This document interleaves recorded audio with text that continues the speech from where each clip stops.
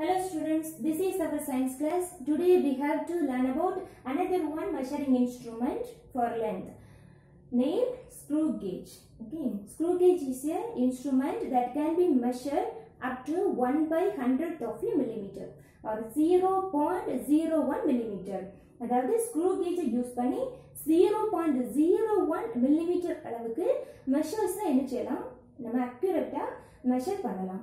அப்புறமா screw கேஜை use பண்ணி thickness of the paper and diameter of a thin wire இதெல்லாம் கண்டுபிடிக்கலாம். அதாவது smaller dimensionsக்கு எதை யூஸ் பண்ணலாம் அப்படின்னா ஸ்க்ரூ கேஜை யூஸ் பண்ணலாம். அப்புறமா description of a screw gauge. Screw gauge consists of one U-shaped metal frame. ஒரு U-shaped metal frame இருக்கு. The one end of the metal frame is connected with a hollow cylinder. Okay, ஒரு hollow cylinder அது one end கூட connect பண்ணிருக்கோம். The inner cylinder வந்து groove பண்ணி வச்சிருக்கோம். அப்புறமா one screw is inserted within the hollow cylinder. அந்த hollow cylinder குள்ள ஒரு ஸ்க்ரூவை இன்சர்ட் பண்ணி வச்சிருக்கோம். அந்த ஸ்க்ரூவோட வந்து ரெண்டு சைட்ஸ் வந்து ஒன்னு ஸ்பிண்டில் வந்து ரெக்டர் ஸ்டாப் கனெக்ட் பண்ணிருக்கோம். ரெண்டு சைடு இருக்கு. சரியா, இந்த பார்ட்டை என்ன சொல்லுவோம் அப்படின்னா பேரல் அப்படின்னு சொல்லுவோம். இந்த சிலிண்டர் பார்ட்டை பேரல் அப்படின்னு சொல்லுவோம். இந்த சிலிண்டர் பார்ட்ல வந்து மில்லிமீட்டர் ஸ்கேல் வந்து கால்குலேட் பண்ணி வச்சிருக்கோம். இந்த மில்லிமீட்டர் ஸ்கேல பிட்ச் ஸ்கேல் அப்படின்னு சொல்லுவோம். அப்புறமா ஹெட் ஸ்கேல் இந்த பார்ட்ல இருந்து, அதாவது அதர் சைட் ஆஃப் த ஸ்க்ரூல இருந்து எதை கனெக்ட் பண்ணி வச்சிருப்பாங்க அப்படின்னா ஒரு ஸ்லீவ் கனெக்ட் பண்ணி வச்சிருப்பாங்க. அந்த ஸ்லீவை திம்பிள் அப்படின்னு நம்ம சொல்லலாம். திம்பிள் அப்படின்னு அதுக்கு நேம் இருக்கு. அந்த திம்பிளோட ஹெட் பார்ட் பார்த்தீங்கன்னா அது 100 டிவைட் பண்ணி வச்சிருப்பாங்க. 100 டிவிஷன் இருக்கும். இந்த 100 டிவிஷனை என்ன சொல்லலாம் அப்படின்னா ஹெட் ஸ்கேல் அப்படின்னு சொல்லலாம். இந்த டிவிஷன் வந்து இந்த மெஷர்மெண்ட் எல்லாம் வந்து என்ன சொல்லுவோம், பிட்ச் ஸ்கேல்னு சொல்லுவோம். இந்த டிவிஷன்ஸை வந்து ஹெட் ஸ்கேல் அப்படின்னு சொல்லுவோம். அப்புறமா இந்த ஸ்க்ரூவோட இது அனதர் எண்ட். இந்த அனதர் வந்து ரேட்செட் ஸ்டாப் அப்படின்னு ஒரு அரேஞ்ச்மெண்ட் அதில் இருக்கு. அதாவது அந்த ஸ்க்ரூவை நம்ம ஆப்ரேட் பண்ணும்போது அதிகமான ப்ரெஷர்னால இந்த ஆப்ஜெக்ட் வந்து ஏதாவது ஆயிடக்கூடாது. அதுக்காக என்ன செய்திருக்காங்க, ரேட்செட் ஸ்டாப் அப்படின்னு ஒரு அரேஞ்ச்மெண்ட் கொடுத்துருக்காங்க. அப்புறமா இந்த அதர் எண்ட் வந்து பிளேன் சர்ஃபேஸா இருக்கும். அந்த பிளேன் சர்ஃபேஸ் என்ன சொல்லுவோம், ஸ்பிண்டில் அப்படின்னு சொல்லுவோம். சரியா, அந்த ஸ்பிண்டிலுக்கு ஆப்போசிட்டா என்ன இருக்கும்னா ஒரு ஸ்டட் வச்சிருக்காங்க.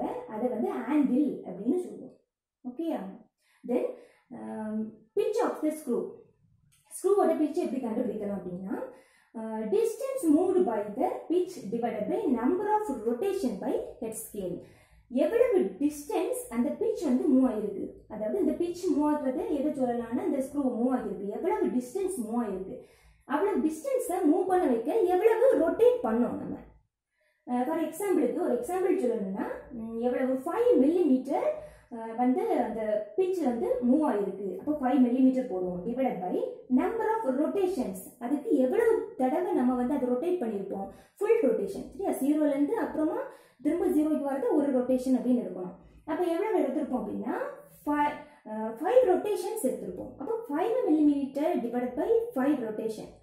அப்போ 5 கேன்சல் ஆகும்போது நமக்கு என்ன கிடைக்கும், 1 மில்லிமீட்டர். சரியா, இந்த ஸ்க்ரூ கேஜுக்கு பிட்ச் ஆஃப் த ஸ்க்ரூ எவ்வளவு தான் இருக்கும், 1 மில்லிமீட்டர். ரெண்டும் டைரக்ட்லி ப்ரொபோர்ஷனலா இருக்கும். அப்புறம் லீஸ்ட் கவுண்ட். சரியா, லீஸ்ட் கவுண்ட் பாரு, ஒன் ஸ்மாலஸ்ட் லீஸ்ட் கவுண்ட் அப்படின்னா தெரியும், எவ்வளவு சின்ன அமௌண்ட்டை அதால மெஷர் பண்ண முடியும் அப்படின்னு கண்டுபிடிக்கிறது தான் least count. One smallest pitch scale reading divided by total number of head scale division. One smallest pitch scale reading we know that millimeter. Okay, 1 millimeter. Here total number of head scale divisions already we know that 100. Okay, equal to 0.01 millimeter least count. Then zero error கண்டுபிடிக்கணும்னா என்ன பண்ணணும் அப்படின்னா இந்த anvil and spindle ரெண்டையும் வந்து touch பண்ண வைக்கணும். Anvil வந்து ஃபிக்ஸடா இருக்கும், ஸ்பிண்டில வந்து நம்ம என்ன செய்யலாம், மூவ் பண்ண வைக்கலாம். இந்த ரேட்செட் ஸ்டாப்பை யூஸ் பண்ணி இதை வந்து மூவ் பண்ண வைக்கலாம். அந்த ஸ்க்ரூ யூஸ் பண்ணி மூவ் பண்ணி ரெண்டும் வந்து டச் ஆகும்போது எப்படி இருக்கணும் அப்படின்னா இந்த ஹெட் ஸ்கேலோட ஜீரோ கோயின்சிடென்ட் இந்த பிட்ச் ஸ்கேல் ஆக்சிஸ்க்கு கூட கோயின்சைட் ஆகிருக்கணும். கோயின்சைட் அப்படின்னா ஒரு பாயிண்ட்ல ரெண்டு லைனும் டச் ஆகிருக்கணும். சரியா? அப்படி இருந்துச்சுன்னா என்ன சொல்லலாம்? நோ ஜீரோ எரர் அப்படின்னு சொல்லலாம். ஸ்க்ரூ கேஜ்ல நோ ஜீரோ எரர் அப்படின்னு சொல்லலாம். ஒருவேளை if it is not coincide with each other, ரெண்டு coincide ஆகல அப்படின்னா அதுல எரர் இருக்கு. அதாவது இந்த ஸ்க்ரூ கேஜ்ல எரர் இருக்கு. அந்த எரர் வந்து பாசிட்டிவாகவும் இருக்கலாம், நெகட்டிவ் எரராகவும் இருக்கலாம். ஒருவேளை பாசிட்டிவ் எரர் அப்படின்னா the zero of the head scale is shifted below to the pitch scale. இந்த pitch scale-க்கு கீழே இந்த ஜீரோ வந்துருது அப்படின்னா அதை என்ன சொல்லலாம்? பாசிட்டிவ் எரர் அப்படின்னு சொல்லலாம். சரியா? இப்போ பாசிட்டிவ் எரர் பாருங்க, பிட்ச் ஸ்கேல் ஆக்சிஸ்க்கு கூட ஜீரோ வந்து கோயின்சைட் ஆகல, ஜீரோ வந்து கீழே இருக்கு, அதோட கீழே இறங்கிட்டு அப்படின்னா இது positive error. Than zero error எப்படி கண்டுபிடிக்கலாம்? Plus n into least count. n அப்படின்னா இந்த பிட்ச் ஸ்கேல் ஆக்சிஸ்க்கு கூட ஹெட் ஸ்கேலோட எந்த டிவிஷன் வந்து கோயின்சைட் ஆச்சு அப்படின்னு. இதுல எதா இருக்கு பாருங்க, 5 வந்து கோயின்சைட் ஆயிருக்கு. அப்போ பிளஸ் 0.05 மில்லிமீட்டர்.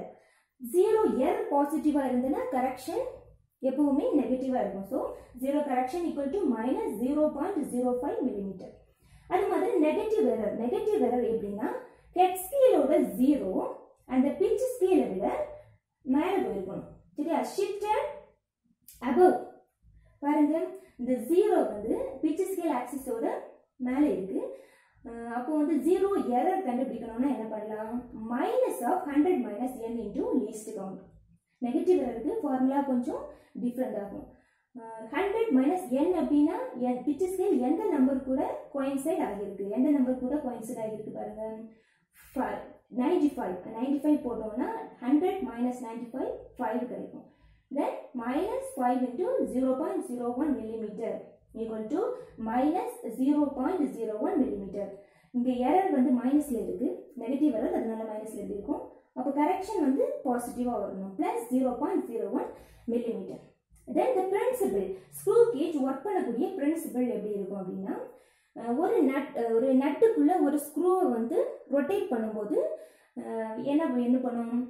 அந்த ஸ்க்ரூவோட டிப் வந்து எவ்வளவு தூரத்துக்கு முன்னாடி வருதோ அது எதுக்கு ப்ரொபோர்ஷனலா இருக்கும்? நம்ம எவ்வளவு தூரத்துக்கு அதை ரொட்டேட் பண்ணுமோ அதுக்கு ப்ரொபோர்ஷனலா இருக்கும்.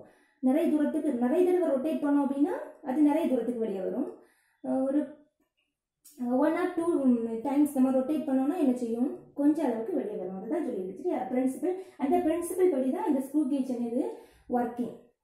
Principal distance proportional to rotation. Okay, that's all. Thank you.